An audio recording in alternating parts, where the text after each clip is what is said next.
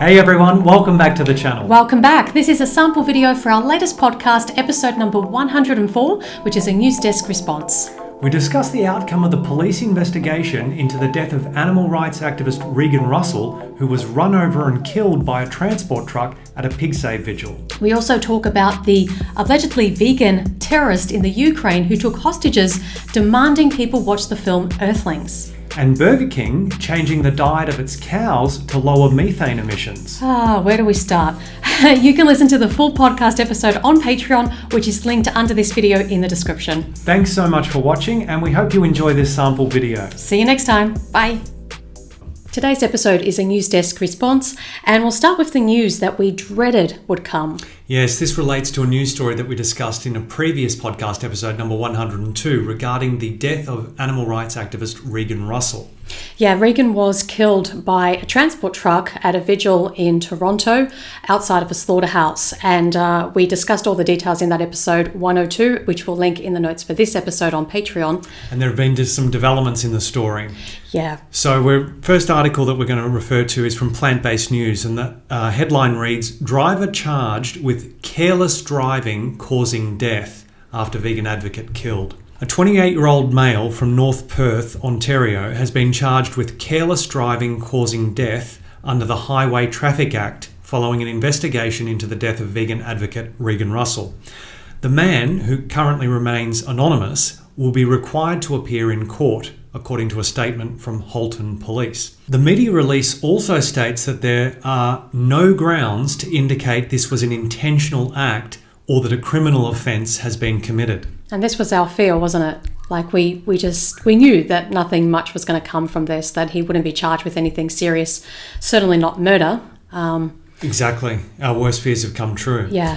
Okay, so interestingly, we saw a whole lot of commentary about this situation on a friend and fellow activist's Facebook page, Len Goldberg, and we actually just wanted to read out some of the things that Len had posted about this because I think he makes some good points. So Len writes, "So the killer's name will not be released, and he instead is charged with a traffic offence, careless driving causing death, that would likely lead to a fine and maybe a licence suspension. That's it." How do you just run into someone? In broad daylight, when you have clear line of sight and have had so for some moments prior. And kill them and get off with a fine and a license suspended. Like, it's such a slap on the wrist. It's so token, I feel. Very, very much so. I'm really distressed about how lightly this guy got off. Absolutely. Len goes on to say, "What suggests to me that police may be lying is that this news release does not, unbelievably, contain a single word explaining how the killing of Regan was not intentional. And police mysteriously will not release the street video showing exactly how Regan was killed." Yeah, I think that's the key here. Like, why was footage not released? Yes, I agree. Why? Yeah. Maybe they couldn't do it initially when the investigation was happening. Correct. But now that they've reached this conclusion, why can't we see the video? Exactly. And for me, it feels like the old, those who have nothing to hide, hide nothing. Exactly. That's what I kept thinking when I was reading Len's post on Facebook. I'm like, oh yeah, that doesn't make sense. Wouldn't her family want to see that? Wouldn't they have the right to see that? Yes. So speaking about the driver, I saw this the other day on Facebook and my jaw dropped. They have started a GoFundMe page to help the driver. So Regan is dead. This is potentially murder. There's potential corruption going on to cover this up. And this driver has now raised over $100,000. Brussels Transport is raising the money on his behalf to continue to protect that anonymity. He needs our help to cover the big costs of fighting this. All money raised will go towards covering his legal fees in fighting this unacceptable charge, as well as tending to his mental health needs. Oh my God, are you serious? This unacceptable charge. Oh, it's unacceptable, all right. Yeah, From exactly. the victim's perspective and the victim's family's perspective. Oh my gosh. Ukraine's president wins freedom for 13 hijacked bus hostages by urging people to watch 2005 vegan documentary Earthlings after 10-minute chat with kidnapper. Now, When did you ever think you'd read a headline like that? No, that sounds doctored, doesn't it? Well, like when this first came out, and as I was, getting some articles together for this episode, I was thinking it really is like a meme come to life. Like when carnists will say, oh, what are you going to do? You can't hold a gun to everybody's head and force them to go vegan.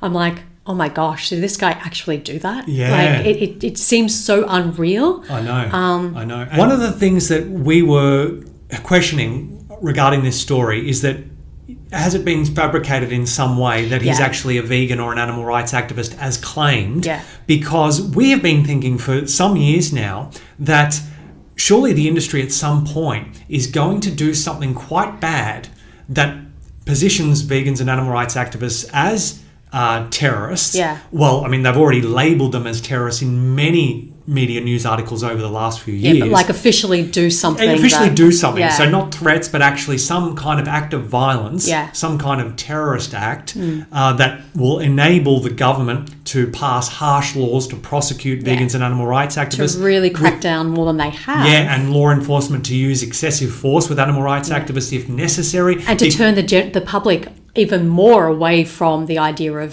veganism and animal rights. Yep. Exactly. So has he been planted, basically? Has he been planted is what I was Is this guy legit? Questioning. Is he actually vegan? Is he actually an animal rights activist? Or has it been planted by the industry to make us all look bad? So what's interesting is the response from vegans online. And as I was reading the comments, I thought, I'm just going to take a few screenshots and maybe we can include them in this podcast episode because I want to read them out and have a bit of a chat about them. So actually one of them is from a vegan in the Ukraine. I'm from Ukraine. This event caused a great resonance in society.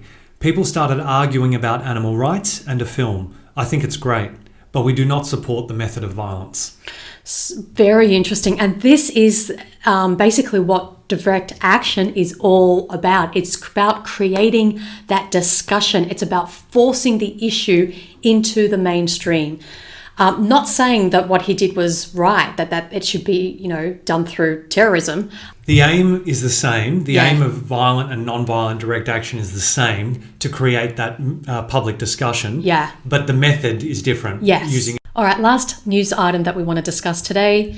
Super ridiculous. The headline reads, Burger King tries to slash emissions by changing the diet of cows it serves. According to reports, the cows will now be fed 100 grams of lemongrass leaves daily, which will reportedly help them release less methane as they digest their food. This is so ridiculous. There's no right way to do the wrong thing. And this is what they're trying to do. They know they're doing the wrong thing. Let's just try and improve that. No. So all of this, money, time, energy invested in coming up with this diet change for cows, just stop eating the cows. Serve veggie burgers instead. That's always the last resort. It's like a non-option because that would mean